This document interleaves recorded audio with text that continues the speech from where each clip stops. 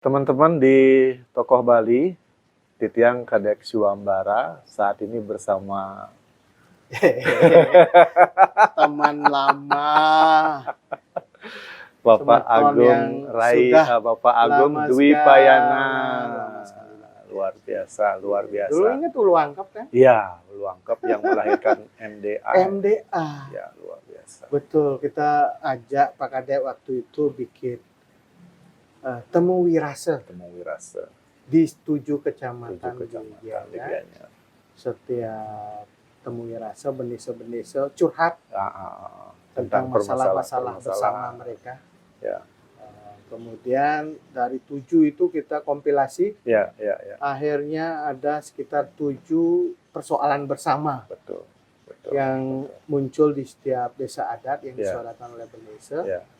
Kita buat workshop di Niki, Bali.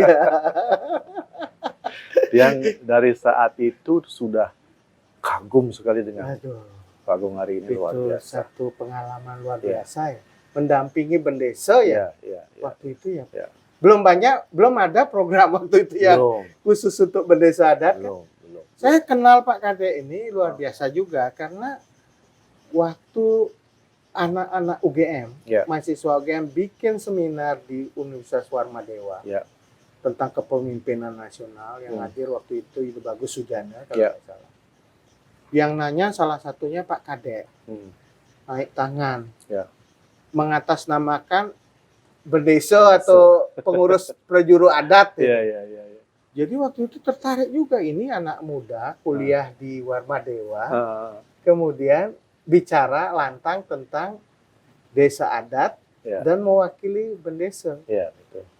Dan setelah itu kita buat program kan? Program yang kita bicarakan tadi, Ulu Angkep.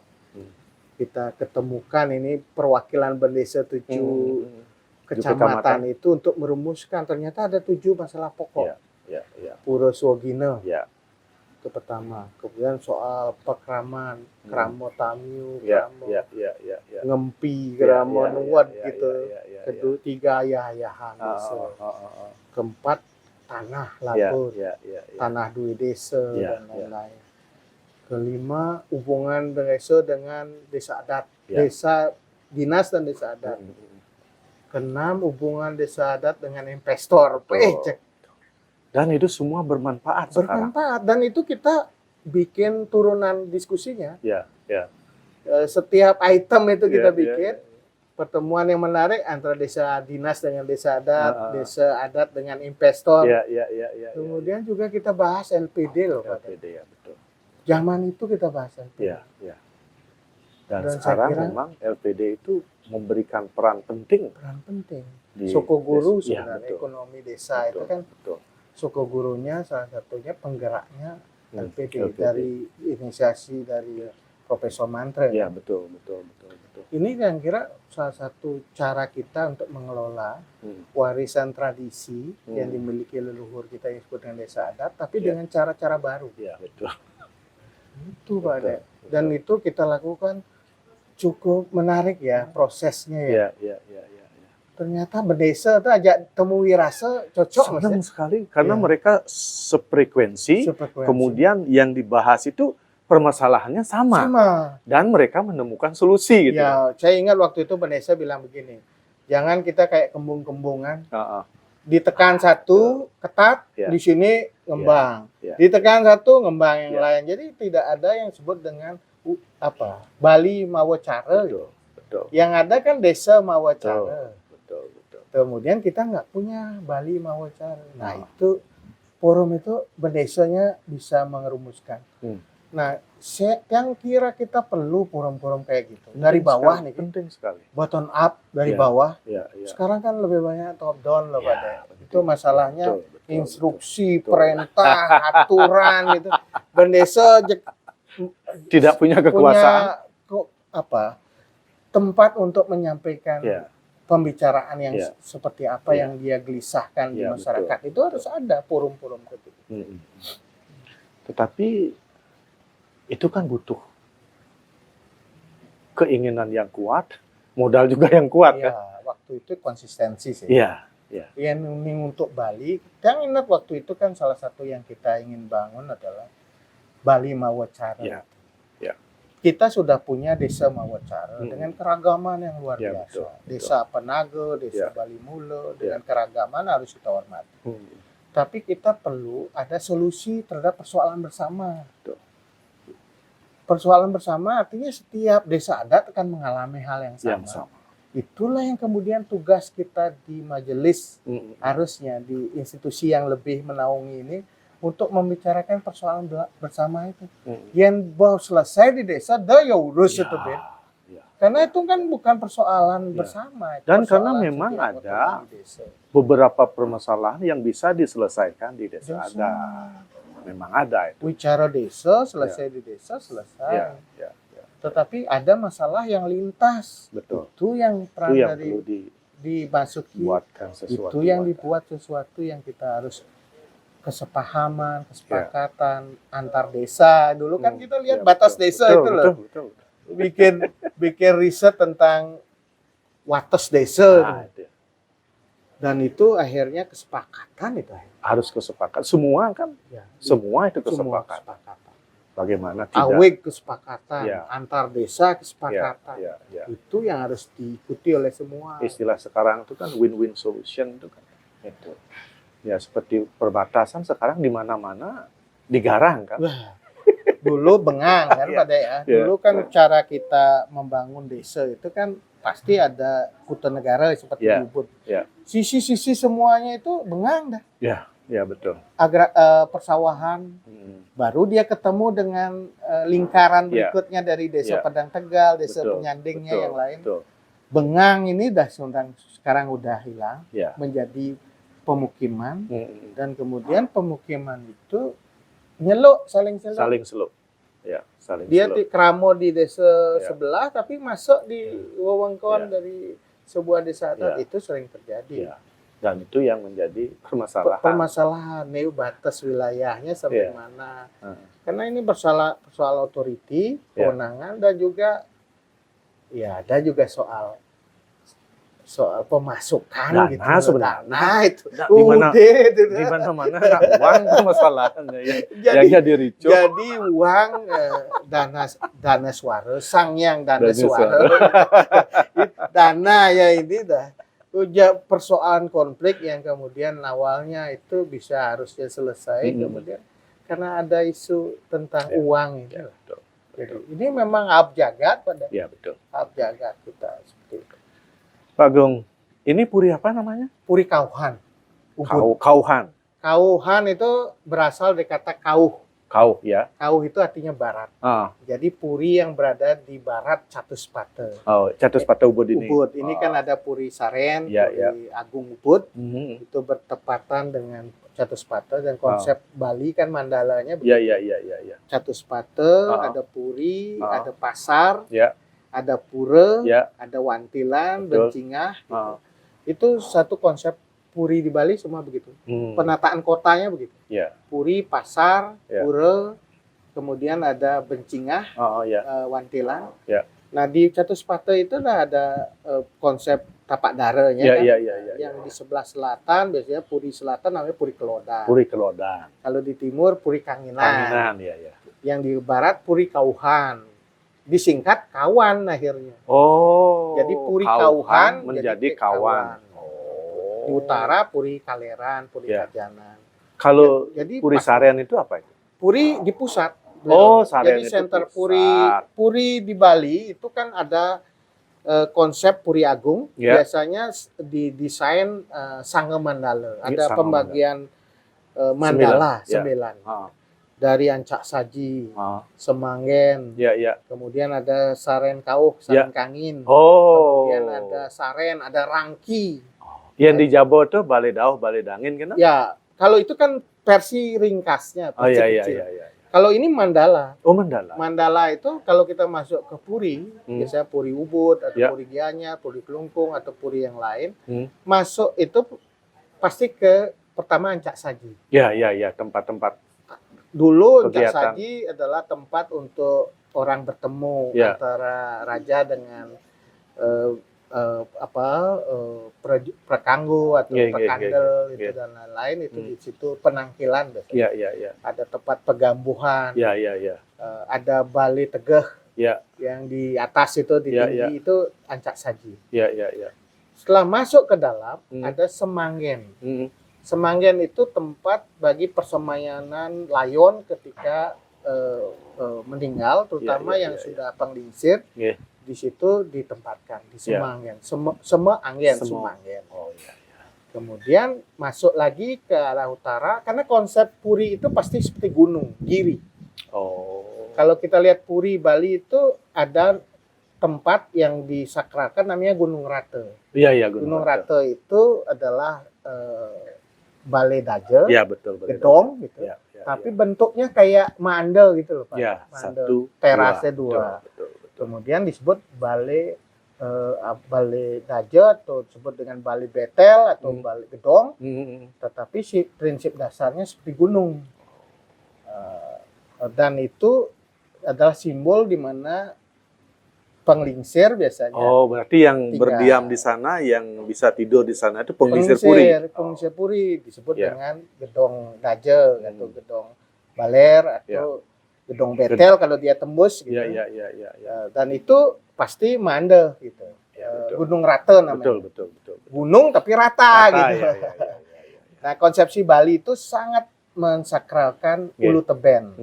Ulu itu artinya gunung di utara. Sempat yang ditinggikan sangat disakralkan. Kalau Niki sira Niki. Niki Bataran Tiang Tuka kakek. Kakek. Jadi beliau pesengan Ide Anak Agung Gede Oko Krebek, Sugeng Pekulun. Beliau adalah jaksa Ubud, jaksa penggawa Ubud. Di Puri Ubud dulu ada jaksa. Jadi di Ubud itu ada punggawa kan? Punggawa Ide Betara Cokodo Gede Sukawati. Beliau memiliki jaksa yang beliau mendampingi beliau ketika memutuskan sesuatu terkait dengan perkara-perkara warga yang dihadapi warga saat itu. Pemutusnya seperti pengadilan lah. Itu raja. Di setiap kerajaan ada. Itu namanya dan dilembagakan oleh Belanda namanya Majelis Pankerte, Raad Pankerte. Majelis pengadilan. Raad Pankerte itu dibentuk oleh raja. Itu biasanya ada di setiap astanegara di Bali. Majelis adat yang memutuskan berdasarkan kitab-kitab hukum adat. Tetapi sumbernya adalah sumber kitab hukum Manawadharma Sastra. Kitab yang memang diwariskan dari masa Majapahit sampai ke Bali. Kutara Manawa dan lain-lain. Itu kitab-kitab yang memang jadi babon. Kayak KUHP-nya lah. Kita miliki di masa lalu. Dan kemudian ada pesuara namanya. Pesuara itu peraturan-peraturan yang dibuat oleh raja. Pesuara itu adalah peraturan tentang sesuatu yang dibuat oleh raja. Misalnya itu tertulis juga. Tertulis juga. Di dalam lontar tertulisnya. Nah, jadi dengan berbasis pada kitab-kitab Manawadharma Sastra dan juga pesuara itu jadikan panduan oleh setiap Raad Pankerte termasuk juga di tingkat punggawa untuk memutuskan sesuatu. Anggotanya biasanya pedanda, tokoh sekali Tuka, itu yang sebagai jaksa memberikan. Nah, raja memutuskan tentang perkara itu. Itu sistem peradilan adat yang kita miliki di masa lalu yang memang didasarkan pada sastra, sastra Dresta. Dan memang harus orang yang memimpin itu dipercaya. Betul. Yogi Swara, orang yang memang betul-betul kawi suara yang memang orang menguasai sastra. Betul. Sehingga beliau bisa memutuskan secara adil berdasarkan sastra itu. Dan beliau selain jaksa, beliau kan banyak beliau. Satu beliau adalah juga Sedana Agung. Sedana Agung itu yang ngurus tanah itu ya? Pengaturan pengairan di atasnya kaseh lah gitu. Sekarang kan ada Sedana Agung. Kemudian beliau juga seorang juru bicara. Juru bicara ketika Punggawa Ubud ketemu sama tamu-tamu beliau dari Jawa dengan bahasa Melayu, beliau beliau ahli bahasa juga. Kemudian penasehat Pungawa Ubud, termasuk juga yang paling penting juga akhirnya beliau pembagi waris juga. Jadi beliau yang membagi waris setelah Cokodo Gede Sekuati meninggal, Ide Lebar. Kemudian beliau diberikan kuasa oleh Cokodo Gede Sekuati untuk membagi waris pada putra-putranya.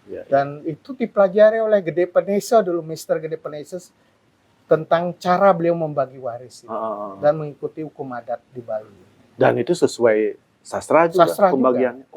Ada dan beliau seorang pembagi waris yang tidak mau mengambil kewajiban haknya. Seorang pembagi waris harusnya beliau punya hak untuk mendapat berapa kecoran, beliau tidak mau. Persentase tidak diambil. Udah diambil beliau. Itulah akhirnya kita tidak banyak cari di sini. Dia belajar puri kawan tidak punya cari karena itu punya prinsip lah, pembagi waris yang jangan menerima sesuatu lah. Gitu. Jadi Ida harus betul-betul adil. Saya kira itu adalah idola kita, ikon kita, Ida Betara Tuka. Kami di keluarga akhirnya mengarcanakan beliau sebagai orang atau figur yang mudah-mudahan bisa memberi inspirasi pada kita dan betul.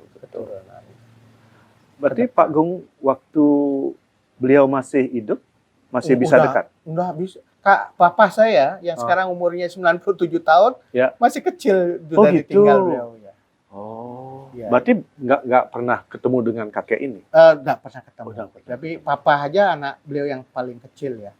Ya beliau sempat ketemu udah remaja atau dewasa, tapi interaksinya belum menikah beliau sudah berpulang. Belum menikah? Nggak, artinya papa Tuka. saya.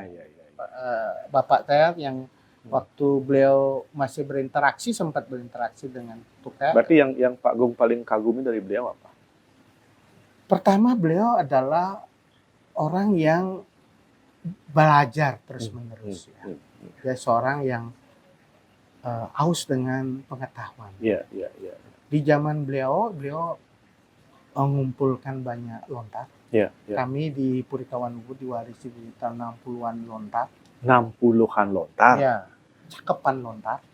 Yang berisi bermacam-macam, mulai dari waris. Itu satu lontar itu 1 hektar loh.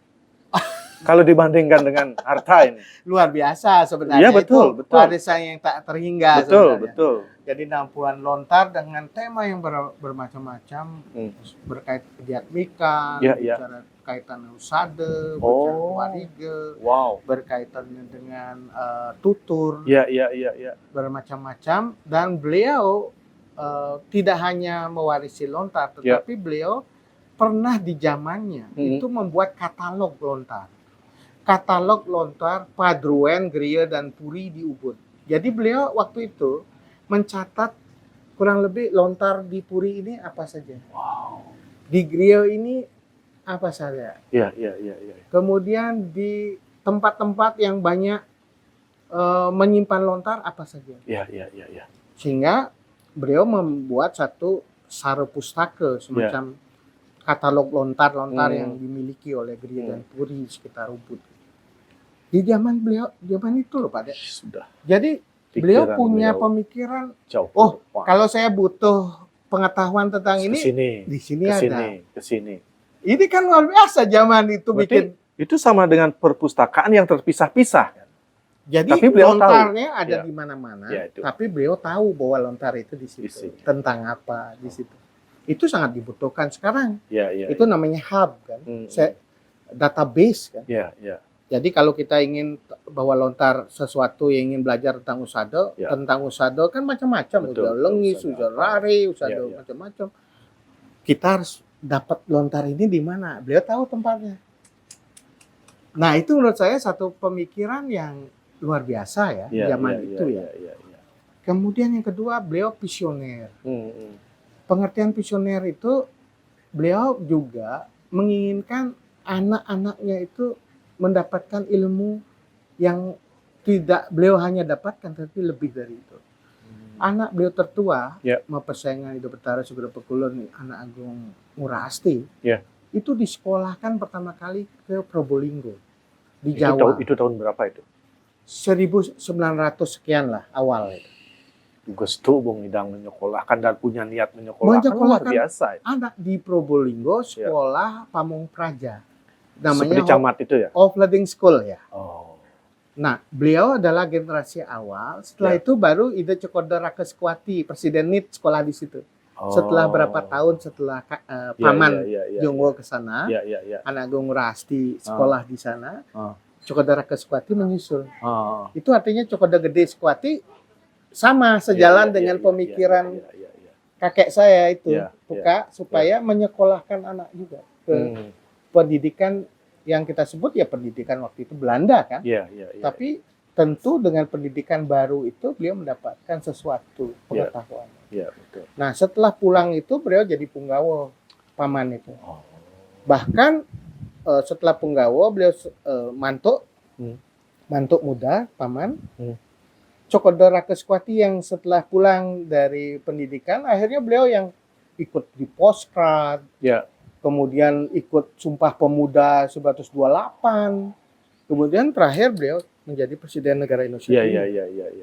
Itu karena pendidikan. Bahkan beliau tahun 1930-an membawa rombongan dari Ubud ke Paris, Cokoda Rakeskuati. Waktu 30 tahun 30 itu di Colonial Expo di Paris. Beliau membawa sebagai seniman Kak Mandra di Pelihatan. Semua diajak ke Paris mendirikan pavilion Bali di sana. Candi Bentar, Meru dan macam-macam. Kayak pura di Belgia sekarang. Iya, itu tahun 30 sudah ada Colonial Expo di Paris. Nah, dari situlah orang Eropa tertarik tentang Bali. Ternyata Bali itu eksotik begini. Itu semacam promosi sekarang ya. Awal tentang Bali Colonial Expo itu. Charlie Chaplin sempat ke Bali setelah itu. Nah, orang-orang Eropa banyak ke Bali. Sayangnya pavilion itu terbakar, Pak. Aduh. Kalau enggak kita sekarang udah punya itu pavilion Bali kayak Pura Belgia di Paris tuh. Luar biasa kan? Tahun 1930. Sekitar tahun itu. Dan itu beliau melakukan Cokoda Rakeskuati. Nah, artinya sangat terbuka dengan dunia luar. Mendapatkan banyak pengetahuan baru. Dari situlah datang lempar bonet, bonet gitu. Dan berinteraksi dengan seniman-seniman Bali. Lahir Pitamaha. Betul. Jadi modernitas dunia modern, dunia barat dengan teknik pengetahuan yang luar biasa, dengan seni tradisi, kemudian bergumul di Ubud, lahir karya-karya baru seperti lempar, obot dan lain-lain, sobrat, dan bahkan melahirkan seni batuan, emas, seni patung emas. Bahkan patung-patung di Nyu Kuning juga kan? Patung di Nyu Kuning, karena dulu orang membuat patung kan untuk kepentingan ritual, arcel, betul.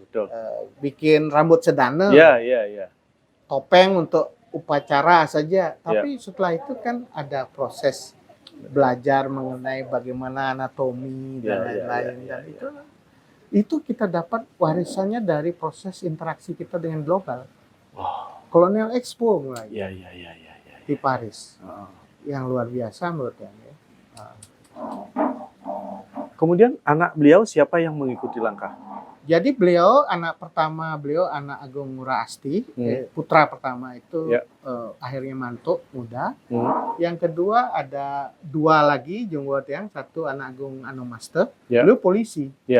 Polisi dan pernah menjadi Kapolres di Klungkung. Kemudian Pak Jonggo nomor 3 itu Undagi. Beliau seorang yang punya kemampuan talenta untuk membangun bangunan, membuat berbagai karya. Nah, terakhir Papa Tiang, putra beliau paling kecil. Sebagai apa beliau? Beliau awalnya walaupun dia berjuang karena sudah lahir dari era revolusi ikut Long March Ngurah Rai gitu, dari barat ke timur Long March. Kemudian sekolah ke Malang, kemudian mau sekolah kedokteran nggak selesai. Yeah. Waktu itu ada cabang UI di Surabaya, kedokteran. Nggak selesai, akhirnya berkarir di Jakarta, ikut di Pro Nasional dan lain-lain. Kembali akhirnya ke Bali. Jadi Papa adalah putra beliau yang sempat merantau tetapi kembali lagi. Mungkin kan sudah di Denak Lingsir kan? Iya, beliau nggak mengambil istilahnya ya Newasraya. Newasraya saja. Nyanting, kemudian mengambil tidak secara formal di Dikse, tetapi selalu menjalankan jalan kesucian. Iya, betul. Beliau sekarang umurnya 97 tahun. Gak tahu kita umur generasi sekarang bisa sampai segitu nggak pada ya. 97 tahun. Iya. Ingatannya. Cucu-cucu beliau ada berapa ya? Cucu kita ada kalau kita hitung ada 8 yang pertama cucu. Jadi cucu beliau pertama anak Agung Putra, kemudian anak Agung Diagung, itu ada juga 2 lagi yang laki ini ya, yang laki. Anak Agung Raka Suryawan, anak Agung Oke Swastika, baru saudara kandung saya. Jadi saudara pari papa itu ada 4, dari Ujung Ono Master ada 4 juga laki-laki. Nah, jadi kita 8. Kalau di Pak Gong kan semua ada ari-ari itu ya? Ari-ari. Yang ari pertama? Ari Brahmanta. Itu di mana sekarang? Beliau pensiun kemarin staf ahli Bupati Gianyar kan? Tempat Kepala Dinas Pariwisata. Iya, betul. Di birokrasi kakak saya. Hari kedua? Hari kedua itu lebih ke bisnis dan juga ya social networking itulah. Beliau banyak temannya, banyak jadi teman diskusi banyak orang gitu. Namanya Anak Agung Diarawan. Nomor 3 itu Anak Agung Diari Budi, sekarang tinggal di Depok. Di Depok. Sebagai sama apa beliau? Beliau enggak, lebih ke wira swasta aja. Kemudian saya sendiri paling akhir. Dan ari yang keempat itu adalah penasehat presiden. Jadi ngikut sebenarnya banyak yang bilang ini ngikut sejarah. Dan memang ada. Biasanya seorang kakek tidak menurunkan anunya kepada anak, tetapi kepada cucunya. Nah, itu saya. Gimana ceritanya? Kok bisa jadi penasehat presiden? Ini yang perlu masyarakat Bali ketahui dan berbangga. Karena ya yang kuo bemone itu muda dari penasehat tuh. Enggak sih penasehat. Dari mana ini? Dulu kuliahnya di mana? Saya kan setelah SMA, SMA kan masih di Gianyar, SMP di Ubud lah sama SD. Betul. Pada tahu lah SD, SMP kita di Ubud, kemudian SMA di SMA Negeri 1 Gianyar, Dosman gitu yang nonton Dosman. Kemudian 90 saya kuliah di UGM. Itu janjian sama temen nih, Wetan yang dulu dari SD juara cerdas cermat yang ngajak terus gitu. Dia pingin kita sekolah di Jawa aja ya. Kenapa nggak di Bali? Karena kita ingin sesuatu hal yang berbeda lah, pengetahuan baru. Nah, curi bumi Jawa, waktu itu cuma pernah ke Jawa menang jambore aja, ikut jambore pramuka, naik kereta dari Banyuwangi sampai Cibubur. Gini Jawa deh ada kereta api gitu. Di Bali sih ada kereta api. Sempat sekali itu, setelah itu nggak pernah ke Jawa. Itu SD SMP lah, jambore di Cibubur. Yang kedua tahun 90 itu nggak pernah tahu Jawa. Satu teman diterima di ITB, satu teman saya sendiri ngambil di UGM. Satu teman di ITB ini ngambil perminyakan, yang ngambil Visipol pemerintahan. Diterima di UGM. Kebetulan dari Ubud ada juga yang pernah di UGM, gitu. Sekolah di UGM sama dia. Tinggal pertama di asrama Bali, Baciro. Jalan Mawar. Ternyata banyak juga orang Bali di sini. Ternyata Bali di Jogja itu sudah panjang. Panjang maksudnya? Bahkan ada satu nama jalan di Dewa Nyoman Oke. Di Kota Baru itu nama orang Bali kan? Ya dia ada nak Bali, jadi nama jalan. Posisi. Ternyata beliau adalah seorang brimob waktu itu yang meninggal waktu peristiwa kemerdekaan. Sehingga atas jasanya beliau diberi nama. Baru yang tahu dari mana Dewa Nyoman Oke. Baru berapa lama yang tahu dari Kendran. Oh, Mungkin kita nggak banyak tahu ya Iya, kalau iya. Dewa Nyumanoko itu apa. Tapi kalau ke Brimob pasti ada satu aula yang namanya Dewa Nyumanoko. Ternyata banyak orang Bali juga di situ. Mulai dari sejarah masa lalu dan sekolah-sekolah di UGM. Kita tahu dari generasi ke generasi banyak orang-orang Bali yang juga sekolah di Jawa. Nah, dari situ saya mengatakan, wah kita nggak sendiri. Tapi ketika masuk di UGM ini menarik, karena kampus UGM ini kan kampus yang plural ya. Betul. Dari berbagai daerah se-Indonesia itu ada. Nah, kita sebagai orang Bali itu kan selalu diajak ya, bukan diajak ya. Selalu kalau T ya bilang T gitu. Wah, minder juga nih. Setiap ngomong kok orang T gitu ya. Tapi waktu itu mulai jengah. Masa kita nggak bisa ngomong gitu. Akhirnya kita speak up lah. Sebagai orang Bali nggak kalah. Kita bisa berargumen. Bangun reputasi sendiri. Nah, itu sampai tahun 95 setelah lulus yang dosennya hampir nggak nguji lagi gitu. Skripsi itu yang nulis tentang kelas menengah Bali. Hanya satu dosen yang tanya-tanya, yang duanya nggak buat pertanyaan. Nggak tahu kenapa mereka, karena tebal juga skripsi tentang middle class di Bali. Apa itu middle class? Kelas menengah di Bali. Jadi Bali itu kan mengalami transformasi.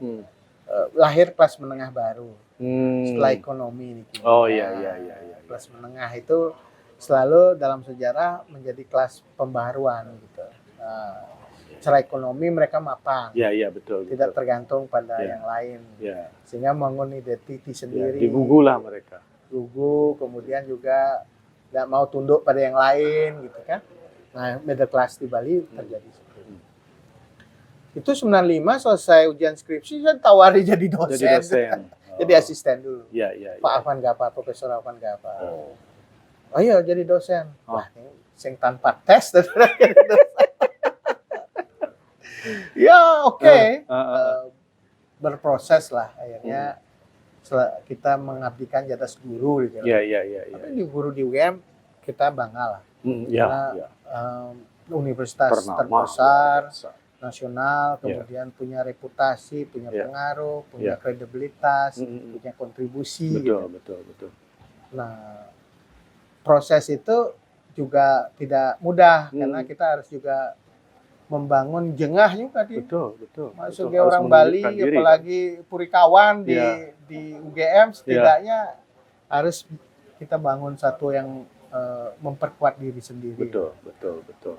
Dan orang kita juga respect kepada kita karena kemampuan kita, bukan dari asal usul kita. Betul. Kadang-kadang kan orang dilihat dari asal usul. Kamu orang Bali, kamu agama Hindu. Gitu.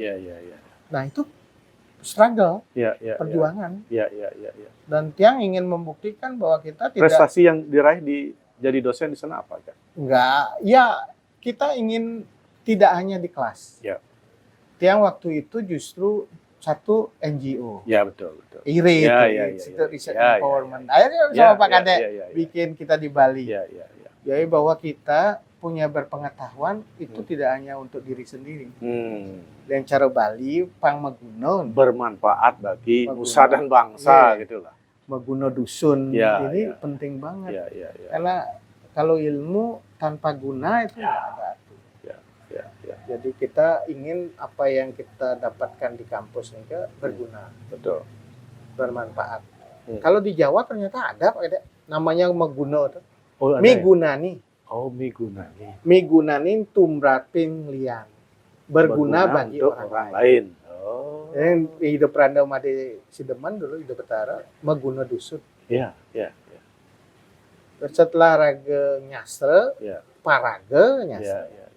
Artinya beliau kan kalau tidak punya ladang sawah, ladang lontar yang banyak dimasukkan ke diri nyastre, paraga. Paraga mentubuh. Artinya pelaku. Pang jadi prakerti, pang jadi sastra itu nggak cukup hanya dibicarakan. Dia harus dijadikan prakerti, tindakan. Pangnyusup di darah dan Pangnyusup di daging dalam itu. bumi, pangjadi satu tindakan. Tindakan, ya. Kalau di Jawa ngelmu itu ngelakoni kati laku. Ngelakoni, Ngelmu ya. ngelakoni kati laku. Laku itu tindakan. Ya. Belajar, diresapi, dilakukan. Itu ilmu Bali. Ya. Kalau kita lihat ilmu Bali kan sebenarnya menghayati, setelah itu melakukan. Ya tadi yang dengar kayaknya Triketo Karano di Sunda juga itu. Itu muncul. Konsep yang universal. Tetapi penamaan kita, penegasan kita yang luar biasa di Bali. Gitu. Artinya mencoba bukan sekedar memiliki atau mempunyai, tetapi melakukan di Bali. Itu sebabnya Bali kita sebut masyarakatnya otopraksis, bukan ortodoksi. Kalau ortodoksi itu dia mulai dengan konsep dulu, dogma, konseptual, kemudian aturan-aturan, baru dia praksiskan. Baru melakukan. Kalau di Bali, melakukan dia. Sehingga dia jalankan dulu. Betul. Apa orang nih, apa ada nih? Iya, betul. Ini ngadanin akhirnya dikonseptualisasi namanya Triketo Karana. Tapi konsepsi dasarnya memang sudah ada. Jadi nak Bali ini kan pasti mencelep ilmu, nyusup gitu. Dalam nyusup itulah kemudian jadi laku, jadi tindakan. Dia sungguh dia melakukan pesajian. Nah itulah sebabnya mengapa kebetulan tupak landap daripada tupak landap kan hidupnya hati gitu, tajaman pikiran. Bahkan yang ketemu beberapa guru-guru besar di India, itu menyatakan India itu baru punya pemikiran. Di Bali yang dilakukan. Praksis, ya. Sehingga beliau-beliau itu mengatakan orang Bali itu dekat dengan Tuhan. Iya, praksis. Semua dituhankan. Ya. Ada tumpak uduh, ada tumpak landap, ada itu hebatnya leluhur kita, memberi pelajaran melalui rerainan jagat. Itu dia. Tapi kadang kita lupa aja rerainan jagat. Tetapi kalau kita lihat dari Sinte sampai Watu Gunung, ini kan siklus 210 hari. Rerainan jagat itu luar biasa. Kita tidak hanya simbolik, ada praksisnya, dan kita perlu gali. Dan itu pelajaran yang diberikan secara praksis oleh para leluhur kita.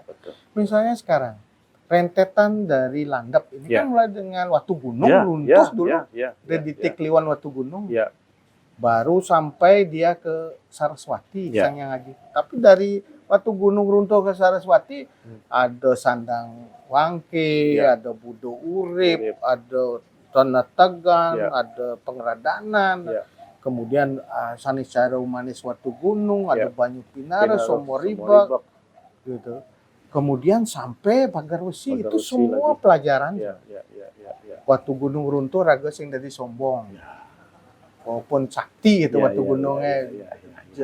Sing ngidang alang semua situ sampai kerajaan-kerajaan lain itu dia angkuh gitu.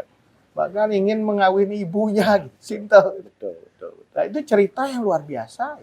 Dan ada di beberapa tempat yang lain cerita orang anak mengawini ibunya itu. Oedipus kompleks itu kan di Roma, tapi di Bali itu satu filosofi yang luar biasa. Karena di waktu Watu Gunung runtuh itulah ketika dia kalahkan oleh Hidupkara Wisnu melalui kura-kura. Dan kemudian dari situ keangkuhan kita harus bisa kita turunkan. Baru Sang Hyang Aji Saraswati bisa masuk. Karena kalau kita tertutup, angkuh seperti Watu Gunung, dia merasa apa bisanya. Tertutup. Masuk. Iya, penuh kadang. Sing pedon itu Sang Hyang Aji Saraswati. Filosofinya menurut saya itu yang penting.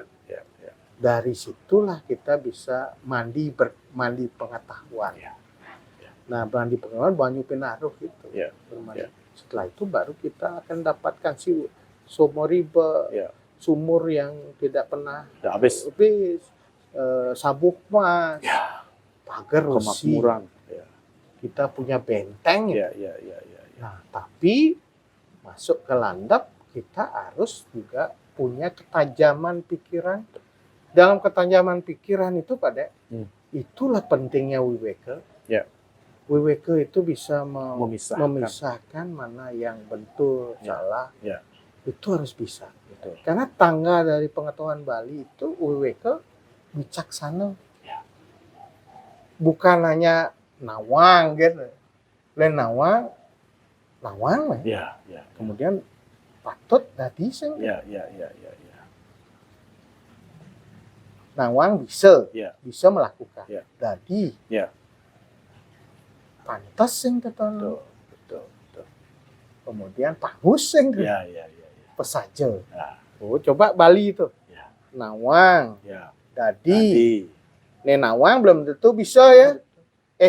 Bisa loh. Ya, bisa. Nah, ini nawang bisa. Dadi pesing. Kemudian dadi pesing. Ya. Pantes sing. Ya. Pangus sing. Pesaja sing. Jadi tingkatan Bali sing maro nawang gitu. Ya. Pang bisa ya. Lenak Bali nawang, kemudian eksebisi dia atau exercise ngayah Banjar, ngayah ke Puro bisa ya tuh. Ya. So dia bisa sing ya otomatis dadi. Masih ada yang harus diikuti. Sing patut atau sing. Ya. Kemudian yang berikutnya pangus sing tepat sing destu. Ya, betul. Gitu.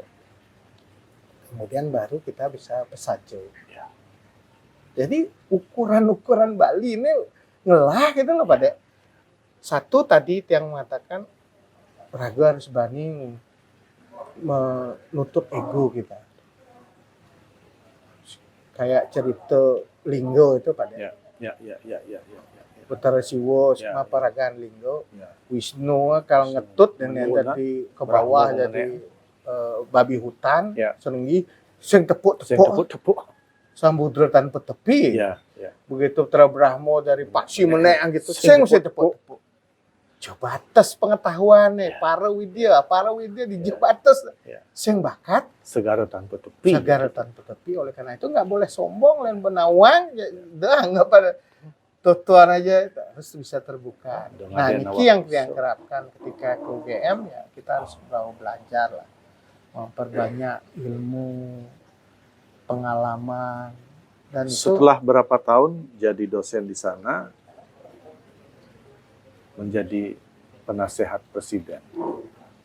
Yang diangkat dosen 97. Baru setelah itu berproses lah yang master. Nggak jojoh juga di UGM. Doktor yang selesai 2013 di UGM.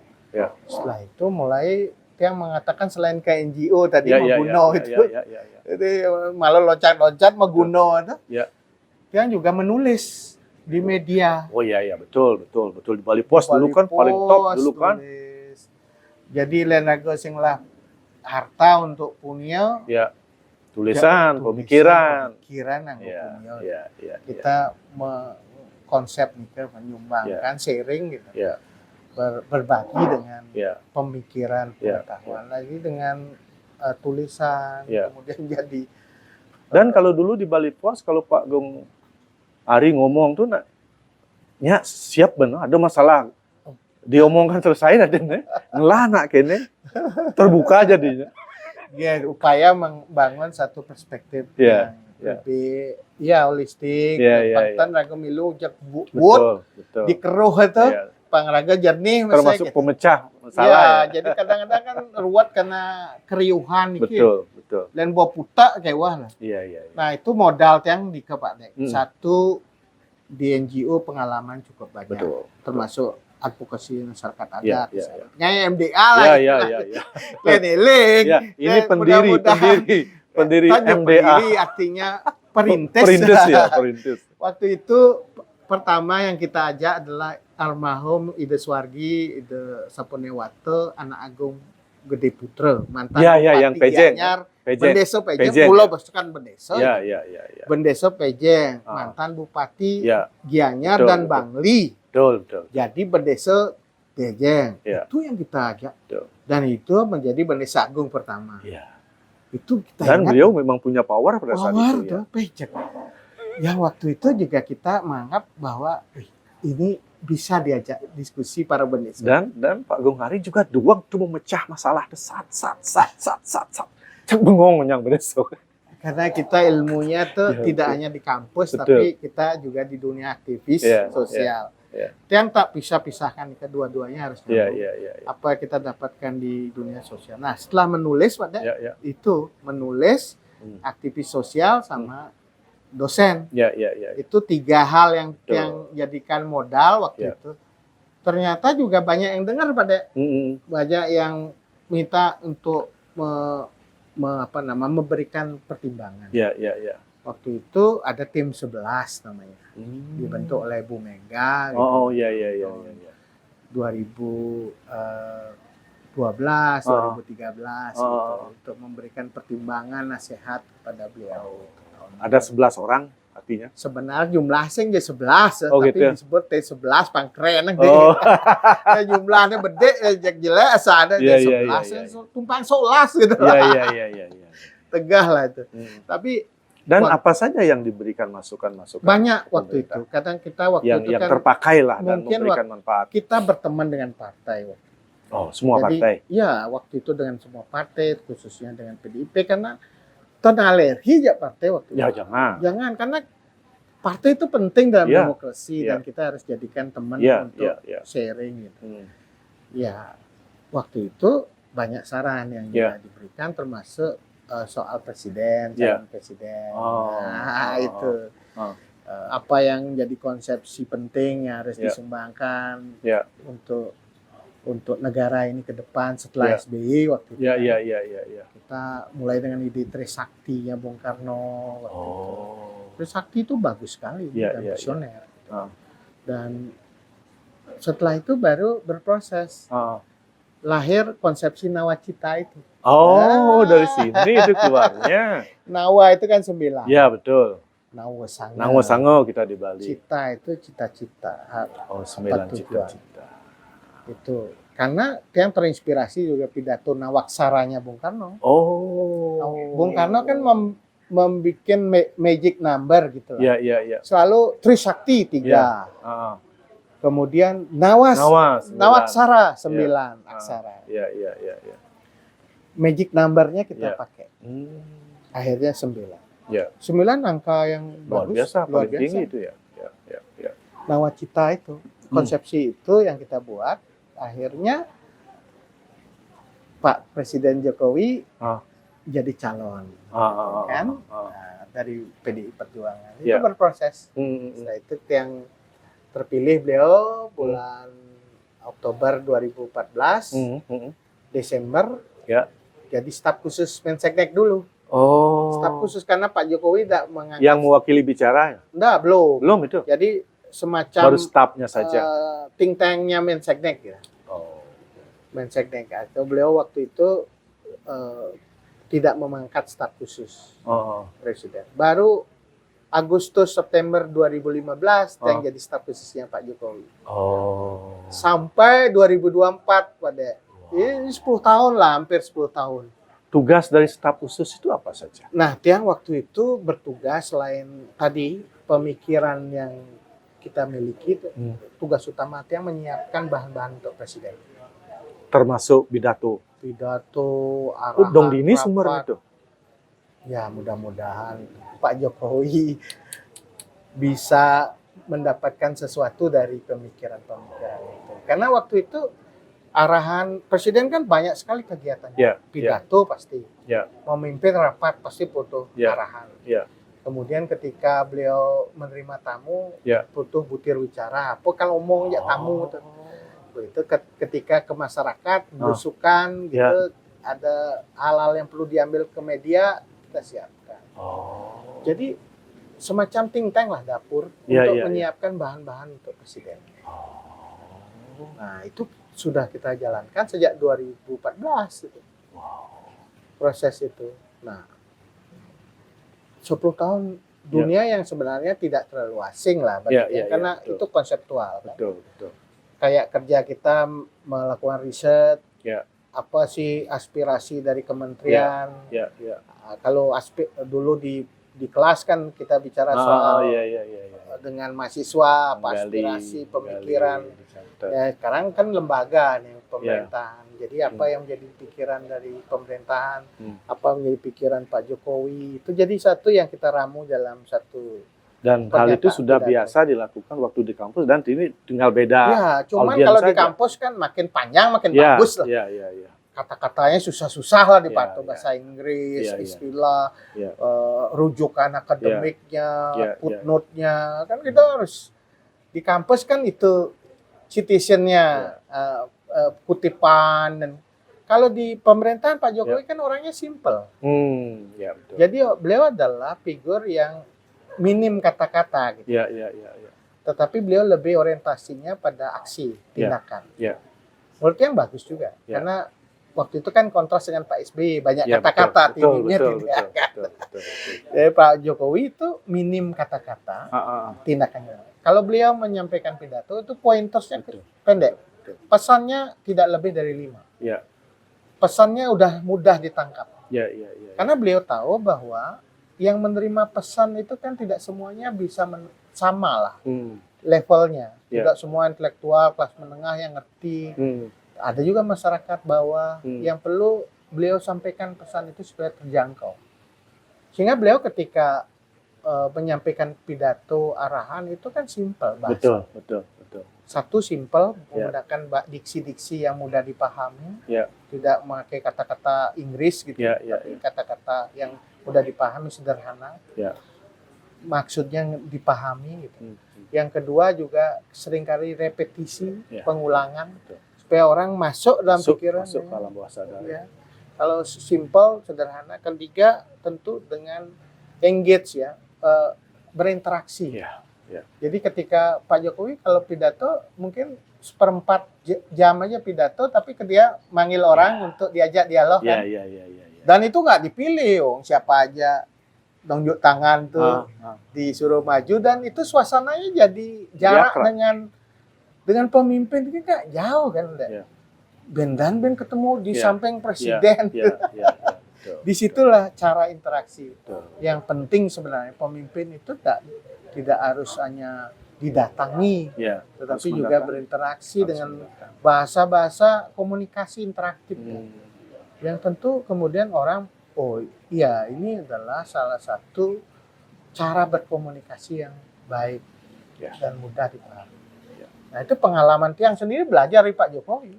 Awalnya bikin pidato yang dake-dake itu cara bahasa Jawa, nempang ngenah pinter gitu, cara nego jadi ngai pidato, sing ngutip, sing ngutip rujukan itu kayaknya sing duang gitu loh pada gitu kadang-kadang kita sing astral sing duang sing ngutip lontar gitu, sing berdua gitu. Padahal yang penting di komunikasi kan pesan itu. Betul. Jadi pesan itu sampai ke orang dan dipahami. Dan yang paling penting berikutnya adalah raga sekan-sekan ngai itu. Itu makanya istilahnya Pak Jokowi kan kerja. Dan di Bali apa kerja tuh Pak? Istilah lain. Bahasa Inggris. Dan Bali apa le? Menggai penting. Karena yang di Bali kan yang diikutkan perilaku, tindakan, saya ngomong. Prakerti itu. Itu apa? Akhirnya ngunduhin Prakerti kan berkaitan dengan tindakan. Yang dinilai sebenarnya tindakan. Dan kita bicara soal ini sekan itu apa? Ini tindakan. Ini sekan ini pesajo itu uling tindakan. Tindakan juga sebenarnya. Nah itu kita, maka dia mau mengambil satu tagline lah, dan seperti yang bahasa Inggris, man of action. Orang yang bertindak. Kerja. Jadi lain lagi ngomong soal pemimpin di Indonesia kan banyak tipikal. Ada pemimpin yang memberikan inspirasi. Orang ketika pemimpin itu hadir, orang lain tergerak untuk melakukan sesuatu. Itu dua hal yang bagus. Bung Karno kan orang seperti itu. Dijadikan contoh, dijadikan panutan. Karena dia mendengar bergelora, dan ingat Bung Karno pidato kan gitu. wah kita harus betul seperti yang diinginkan. Ya. Tapi dalam masyarakat baru sekarang ini kan tidak sekedar pidato, akhirnya zaman tuh memang penting. Ya, ya. Man of action sekarang by example, by contoh beli. Ya. Kengken raga bertindak sebagai seorang pemimpin dari tindakan yang dia jalankan. Jadi lead by example gitu. Dia memimpin dengan contoh gitu. Ya. Dan nanti pemimpin tukang perintah, pidato, himbauan gitu, senya harus ya dicontoh, harus di depan dan sekan itu turun ke bawah, beri contoh. Ini loh sama raga di Bali ini harus kembali dari depan memberikan contoh, di tengah memberikan dorongan gitu. Tutorial iya, itu Ki Hajar Dewantara. Nah, itu kan staf khusus. Kalau yang tugas ngomong-ngomongin itu apa itu namanya itu? Itu setelah. Dan hebatnya di sana yang kalau Pak Gongari yang ngomong itu wibawa sekan. Sekan. Pada itu sebenarnya yang tak ingin itu awalnya. Kan dulu kan di belakang meja terus dapur. Iya. Lena dapur yang ngeracek, nih ngomong di depan kan ada. Iya. Artinya raga cuma mengkonsepkan apa yang akan dibicarakan. Kan penting maksudnya. Iya, betul. Saya jadi depan kan yang penting di dapur ya penting. Semua penting. Dan luwungnya Pak Gong kan bisa di belakang, bisa di depan. Nah, ilmu di depan kok bisa berwibawa, tenang itu dijebak ilmu itu. Ketika waktu itu ini mendekati 2024, 2023 itu kayaknya perlu Pak Jokowi, buat jubir yang ada. Iya. Satu Johan Budi, udah periode pertama masuk di DPR. Kedua Pak Jurahman. Ini kedua. Jadi jubir. Berada di Dubas ya itu. Oh iya betul. Itu sing ada jubir. Kengken caranya nih 2019 Pak Menseknek jubir atau Pak KSP jubir atau Sekap Mas Pramono Anung jadi gubernur DKI itu. Tapi kan sibuk nih level menteri. Betul. Samping itu level menteri pelih tesa kan kewah. Mending ada nih bertenang dek pelih dua ada nih mending itulah sistemnya. Lain jubir kan bisa disalahkan oleh lebih atas dikoreksi gitu. Tuh bos yang ada jubir itu menteri banyak penugasan gitu. Dan waktu itu koordinator staf khusus kan. Staf khusus menek lah Bendi. Dan kan staf khusus sejak 2015 sampai 2019. Staf khusus gaya patuh aja sih. Tapi tambahan jadi koordinator gitu. Nah kliennya staf khusus gitu. Dia jadi klien deh. Jadi klien kan tukang perintah harus cara bicara gitu kan, Mbak ada staf khusus yang bisa ngomong. Judul bicara Pak Jrol misalnya, raga ngomong. Sing ada Ben. Bah Kang Wang kliennya pesun nih. Klien kena staf khusus. Dia ngomong dah. Tapi prinsip yang ngomong itu adalah kita harus ngomong apa yang jadi fakta. Nih saja nih benar itu seperti apa itu harus dan oleh karena itu seorang yang jadi juru bicara itu harus tahu betul informasi A1 nih. Betul. Ini jadi jubir. Harus sumber betawang. Harus A1 nih. Sumber utama harus tawang. Apa yang terjadi, apa yang diomongin itu harus nawang. Dan jadi jubir sing nawang nih sebenarnya kabar itu. Kalau omong nih apa ya omong nih. Betul. Jadi jubir itu harus tahu update terhadap apa yang sedang terjadi oleh yang dilakukan oleh presiden, dibicarakan oleh presiden, walaupun tidak langsung dari presiden misalnya Menseknek, Seskap, tapi setidaknya raga pengelah informasi, raga ngelah bekal. Kemudian yang kedua tentu saja raga nawang peta besar peta situasi. Betul. Len api gitu jin bensin sing den api. Harus ada meningginkan. Strategi harus ngelah. Nah, situasinya kengken posisinya.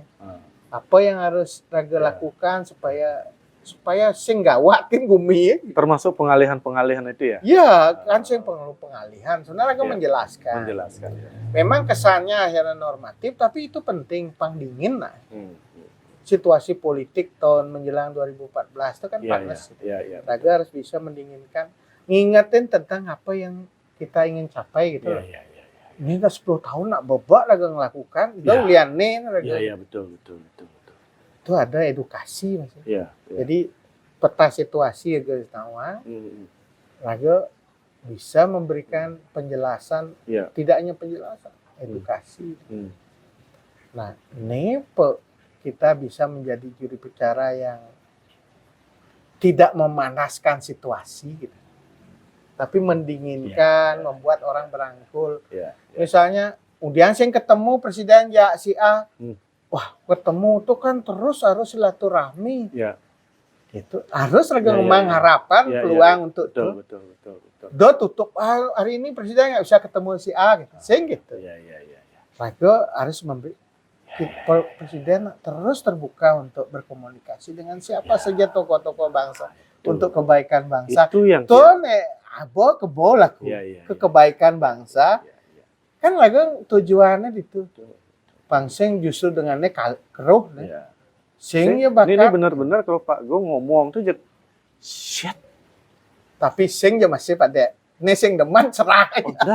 Dah jadi era post-truth kayak post-truth pasca kebenaran pada itu persoalan kita. Anunya apa kan ada kene ada ada positif negatif.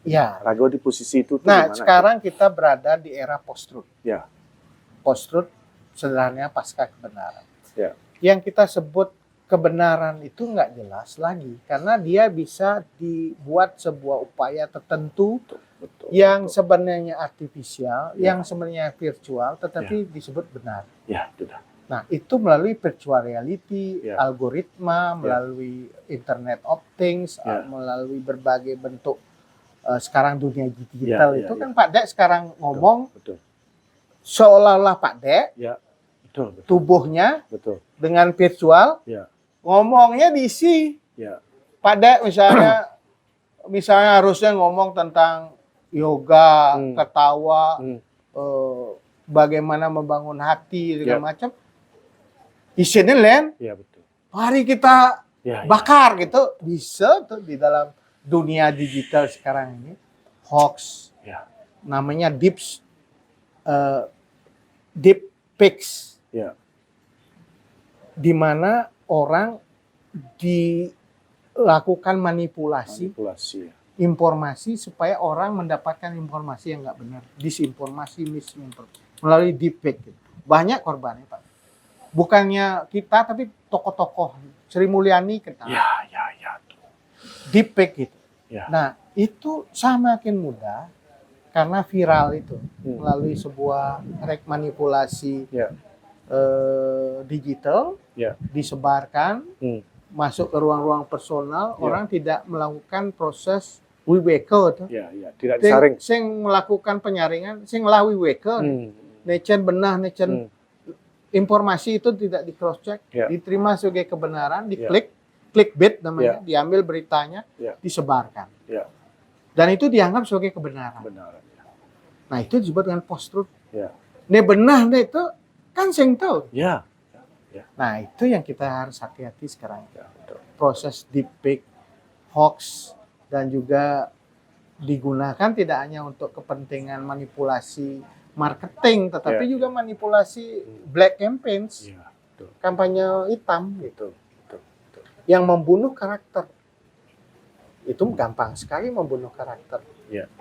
Nah, dengan dibunuh karakter melalui media sosial baru, nah, udah kredibilitasnya turun. Jadi itu yang terjadi sekarang. Oleh karena itu sangat penting bagi kita untuk literasi digital itu, literasi untuk memanfaatkan media sosial. Raga ngelawi weke, bangken leluhur dulu cara untuk memilah dulu. Kalau menerima sesuatu, udah langsung respon. Ndang dulu. Neng akenal gitu istilah anak Indonesia dulu peranda neng akenal. Endapkan dulu. Ya. Setelah itu baru kita punya respon. Dan kalau tidak, kita terkena emosi karena dia nyerang bukan aspek pengetahuan, emosional. Membuat kita marah, membuat kita sedih, membuat kita kecewa melalui informasi itu dengan dramatis. Betul. Jadi video kata beri kesan dramatik dilempar. Itu membuat kita marah. Ketika marah, orang melakukan sesuatu, bertindak sesuatu, tidak percaya pada isu tertentu. Nah, itu sebabnya dengan jernih kita lihat, oh, di cross check, oh, sing gitu. Makanya itu pentingnya ketika kita berhadapan, terutama siswa-siswa atau muridnya asram, walaupun mereka pada saat sehari-hari mungkin di asram bisa berinteraksi dengan tenang, melatih itu, mungkin dalam konteks tertentu ketika menerima media sosial seperti ini terpancing. Oleh karena itu latihan di asram salah satunya kena dulu ini. Betul. Supaya kita bisa memilah yang baik dan buruk. Gitu. Yang pikir menjadi staf presiden bahkan staf khusus tuh waktunya gimana tuh? Gimana mengatur waktu? Asalnya cek pedang lemah tuh itu biasa kan Pak Dek. Sebenarnya ini harus senang dulu. Kita harus total. Yang waktu di staf khusus presiden yang alihkan dulu dari tidak jadi mengambil pekerjaan sebagai dosen. Artinya kita dinonaktifkan, minta nonaktif untuk fokus konsentrasi mendampingi presiden. Karena ini nggak main-main berarti tugas ini. Dharma negara, nah istilah cara yang baru. Dan orang yang kita dampingi adalah orang yang apa istilahnya berlidah api. Lain cara Jawa itu indu geni. Gitu. Karena apa yang diputuskan diomongin presiden tuh jadi satu hal yang apakah itu putusan? Dulu kan namanya Sabdo Pandita Ratu. Tan Keni Wulawali. Itu dulu zaman kerajaan raja bicara, maka itulah putusan. Sekarang presiden dalam beliau menyampaikan sesuatu kan penting sekali. Tidak boleh salah itu salah. Oleh karena itu dia harus konsentrasi. Nah, kalau nggak tahu ini meyogo nggak namanya nih, meyogo dan yang konsentrasi. Yang pikir itu bekas tunang itu kengkian ngurus tuh. Kita terpaksa anak-anak di Jogja karena mereka kuliah di Jogja. Agung di Jakarta. Bolak-balik. Nah, anak-anak di mana udah? nih? Anak-anak di mana udah pergi? Anak-anak sudah 3 udah sarjana. Wow. Wah, Pak Dek dulu kan kecil-kecil. Masih kecil. Yang besar, sarjana politik. Yang kedua, ada generasi penerus. Yang ketiga, sarjana ekonomi. UGM 2, 1 di nasional, 1 ngambil kajian budaya di UNED. Di sini? Nggak tahu dia mau suka budaya gitu. Jadi intinya waktu itu kita berkorban keluarga. Dan yang sampaikan ke anak-anak juga ke istri bahwa kita harus mengabdikan pada melayani dan mengabdikan pada negara. Karena waktu itu harus konsentrasi. Walaupun waktu COVID agak elang deh pada. Kok gitu? Online bisa tuh. Iya. Yang bisa jarak jauh. Ngidang di rumah kan? Ngidang di Bali betul tuh. Iya. Rapat kabinet uling gini tuh. Iya. Bisa ternyata ada himahnya juga, ada satu hal yang kita dapatkan ketika COVID tuh ngidar agak online. Iya. Dan lebih banyak akhirnya aktivitas di Bali itu. Iya. Kayak Yayasan Purikawan. Sejak 5 tahun yang lalu itu yang selalu di festival tiap tahun. Sastra Saraswati Sewana. Itu sudah 5 kali. 5 tahun. Dan itu kita bisa berbakti waktu itu. Jadi yang sangat bersyukur waktu itu dengan COVID itu. Jadi pandemi itu buta ya, dewa ya gitu. Berkah, bencana tapi juga berkah. Gitu. Ada berkah di balik bencana. Memang benar itu. Iya, waktu itu yang lebih banyak waktu di Bali kan. Iya. Lontara kesan di Brajan. Mesin tuh. Bersih-bersihin, undang teman-teman penyuluh tahun 2007. Kemudian Kemudian katalog digitalisasi. Wow. Itu tahun 2017 itu udah mulai digitalisasi lontar, masuk di website reviewnya. Jadi waktu termasuk di alih bahasa juga. Alih aksara. Ya. Alih bahasa. Iya, dari tulisan di lontar jadi aksara Latin, kemudian juga nanti di alih bahasa kan. Tapi yang ingin waktu itu edit yang Hule Dreste. Apa itu? Kita kan udah catur Dreste ada Pak ya? Iya. Desa Dreste. Ya. Loke Dreste, ya. Kuno Dreste, Sastra Dreste. 4 nih di Bali itu Dreste, catur Dreste. Ya. Menurut yang satu yang harus kita perkuat Hule Dreste. Dreste yang ada di keluarga. Oh, Kulawarga itu ya. Kulawarga. Contohnya? Contohnya, setiap keluarga di Bali itu pasti mempunyai warisan. Ya. Benda tak benda. Benda misalnya pusaka. Ya. Lontar. Wastra. Ya. Senjata. Ya. Itu warisan benda. Ya. Tak benda nih ya talenta apa? Bekas kaknya itu kumpinya di dalang, talenta. Ada wayang akropa. Undagi. Sangging. Ya. Pandai. Ya. Itu kan diwarisi. Ya. Pregina. Ya, betul, Pregina. Ngawerat, bilang leluhurnya jadi pemimpin. Ya. Bendesa. Ya. Itu talenta ya. Genetiknya hidup. Karena genetik. terus tiap hari di genetik. Ini warisan raga aja di Bali. Benda tak benda. Ini benda nih raganya sing ruang nih lalu. Nih nampak ya. Iya, betul. Lontar-lontar di rumah, di puri, di griyo itu kita rawat atau tidak? So, pusaka jadi tumpak landap, pusakanya kita rawat atau tidak? Itu dulu kita rawat, kemudian baru setelah itu kita tahu isinya, cerita di baliknya. Ini pidan lontarnya tentang apa? Ini isinya. Kak rego macon nih pidan. Kerisnya nih pidan kengkeng cerita ada keris. Waduh ada perapen cuma perapennya pidan kengkeng pidan ngai keris. Sehingga itu menjadi inspirasi kan? Yang dimiliki oleh keluarga itu dah dulu pertama jadi milik kita. Kemudian yang tak benda, misalnya bidan nalang, jadi talenta dalang, bidan balian, talenta balian. Makanya ada taksu dia di masing-masing rumah. Ngerajan. Astagina, taksu itu kan bagaimana profesi kita di masa lalu itu diberikan jiwa, diberikan sesuatu spirit oleh sang yang taksu supaya itu betul-betul pekerjaan profesi itu betul-betul mengguna. Gina itu mengguna. Geginan itu mengguna. Nah itu yang penting di Bali harus dijaga. Makin kan sulitnya karena kita banyak persoalan waris tanah gitu pada.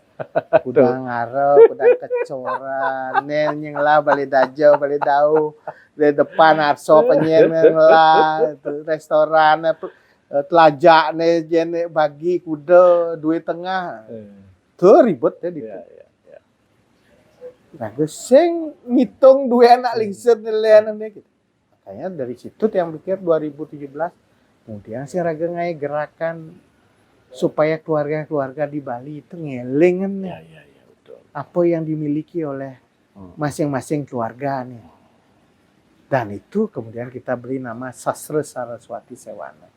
Cocok baca itu kan. Kan agaknya Sewanam nih. Mendahtan lontar-lontar apa dimiliki keluarga. Sewanam itu kan pemujaan. Sang Hyang Aji Sastra Saraswati. Pemujaan raga melalui ini. Sehingga setiap Saraswati raga bakti nengken. Tapi kita mengapresiasi, mengkonservasi, memajukan bahkan meneruskan hal yang menjadi warisan dari betara-betara leluhur kita di masa lalu. Pang betul-betul keluarga ini punya sesuatu masa lalu. Raga hari ini ke depannya raga bisa menata negata watomano. Masa lalu harus kita respect untuk menjawab masa kini. Tetapi kita tidak kehilangan masa depan. Itu nyambung nih, harus nyambung. Menjadi bersuut dari pemerintah hijau mungkin. kembali ke kampus. Oh, bagus. 10 tahun ibaratnya di pemerintahan sih kita. Wano pasto ben. Len Pandawa wano pasto lu baru ben di pemerintahan niki pemerintahan 10 tahun tuh. Nanti yang ben ada nak. Ide tulung gitu. Boleh tumun siro dan ide tulung tuh kita tanya sami ya. Harus anu masih ya. Kita harus cocok dulu chemistry kan. Iya. Kembali ke kampus memperdalam diri lah. Yang kan belum guru besar juga. Oh, cari profnya juga. Guru kecil. Dan sepuncaknya raga istilah belajar nih kan pasti ada tangga-tangga. Ya ini umurnya berapa? 50 ya? 52 lah. Cenik saja, Nutruno. Nutruno. Masih banyak yang kita belum lakukan. Kalau yang raga melajah itu nak melok kan raga, ben lagi melajah gitu. Melajah oleh mahasiswa ya. Ya, dia ngelah istilah. Gurunya dosen itu adalah mahasiswa. Sudah. Gurunya guru adalah murid gitu. Nah, itu. Yang belajar oleh mahasiswa. Ya. Nah, yo tepuk kene tuh kubiang nih jadi. Gitu. Ya. Jadi sing gurunya di kene partainya buku, literatur jadi mahasiswa. Apa yang diajar? Banyak nih, karena tumben di kampus jadi dosen. Jagbak banget kuliah. Sekarang ini satu politik intermediary, politik representasi, kata-kata politik, kebijakan publik. Tapi kita ada sesuatu hal yang kita bisa sharing ke mahasiswa, pengalaman. Betul. 10 tahun itu nggak pendek ternyata. Yang kita bisa ceritakan ke mahasiswa. Iya, betul. Raga bertahan di dalam di pemerintahan, bergaul dengan berbagai kalangan. Apa ben ke kelas? Iya. Dia anggo sesuatu didiskusi di kelas, benar sing kene, sing kene. Apa nih harus dilakukan? Kenapa pidan bisa kene kejadian muncul kene? Sih satwa. Nah, dia satwa ini raga berapa respon dari mahasiswa raga melajah ben pidan 10 tahun yang lalu. Betul. Ben pemerintah sih loh kan. Jadi aksi refleksi. Raga refleksi tonggo semang di kampus. Zaman pidan pasraman, petapan, petirtan, tempat raga berinteraksi dengan dunia ke atas, ke samping, ke bawah gitulah. Dapat sesuatu kembali ben aksi, kembali ben berefleksi gitu. Aksi refleksi. Baik, pemirsa, nggak ada habisnya ini. Kisah lemah nih kayak satu-satunya tokoh Bali 50 tahun ya, umur 50 tahun, sangat muda, sangat ganteng, berwibawa jadi penasehat presiden.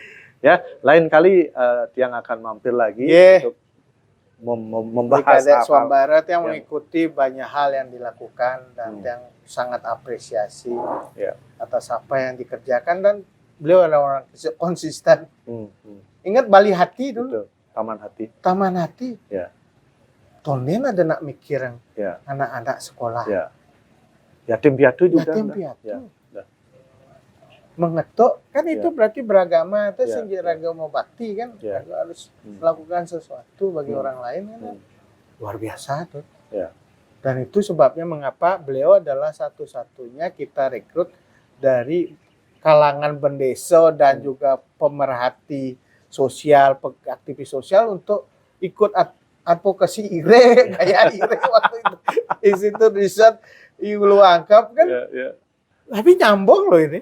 Likade dengan orang-orang akademisi dan sekarang sudah luar biasa.